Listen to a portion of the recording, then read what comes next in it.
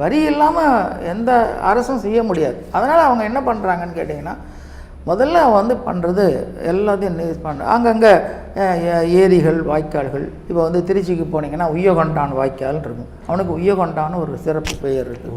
மும்முடி சோழன்னு பேர், பண்டித சோழன், இந்த மாதிரி பல பெயர்கள் அவர்களுக்கு உண்டு. அது மட்டும் இல்லை, அவனுடைய ரொம்ப ஒரு பெருமைக்கு அடையாளமாக இருக்கிறது தஞ்சை பெருவுடையார் திருக்கோயில். அதில் வந்து அந்த கோயில் பார்த்தீங்கன்னா எல்லாவற்றிலும் சிறப்பான ஒரு முக்கியமான வரலாற்றில் ரொம்ப முக்கியமான இடத்தை பெற்றிருக்கு. அதாவது ஒரு கல்வெட்டு எழுத்துகள் நீங்கள் அங்கே போய் பார்த்தீங்கன்னா அந்த கல்வெட்டு எழுத்துக்கள் ரொம்ப அருமையாக எழுதப்பட்டிருக்கும். எல்லோராலும் கொஞ்சம் ஸ்ட்ரெயின் பண்ணால் நிச்சயமாக படிக்கலாம்.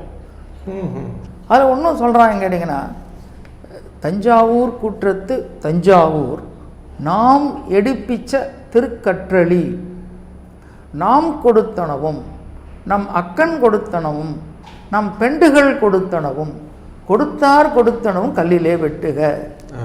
பாருங்கள் எவ்வளோ ப்ராட் மைண்டு பாருங்கள் அவங்க. நான் மட்டும் கூட நான் எடுப்பிச்சேன் இந்த கற்றளின்னா ஸ்டோன் டெம்பிள் அர்த்தம். அப்புறம் அடியிலேருந்து முடி வரைக்கும் கற்றளி, வேறு எங்கேயுமே கிடையாது. தஞ்சாவூரில் கல்லே கிடையாது. கொண்டு வந்து அவங்க கட்டுறாங்க.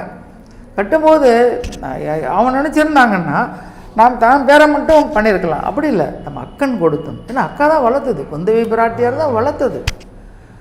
நம்ம அக்கன் கொடுத்தனும், பெண்டுகள் கொடுத்தனும், நம்முடைய மனைவிமார்கள் கொடுத்ததும், யார் கொடுத்தாங்களோ அவங்க எல்லாருக்கும் ராஜராஜன் ஒரு சிறப்பு பெயர் வேற கொடுக்குறான். ராஜராஜ பெருந்தச்சன். இந்த கோயிலை கட்டின குஞ்சரம் அல்லனான ராஜராஜ பெருந்தச்சன். எல்லாருக்கும் ஒரு சிறப்பு பெயர். இந்த வச்சுக்கோ, நீ வந்து அதனால் என்ன பண்ணுறாங்க, அவங்கெல்லாம் ஈடுபாடோடு செய்கிறாங்க.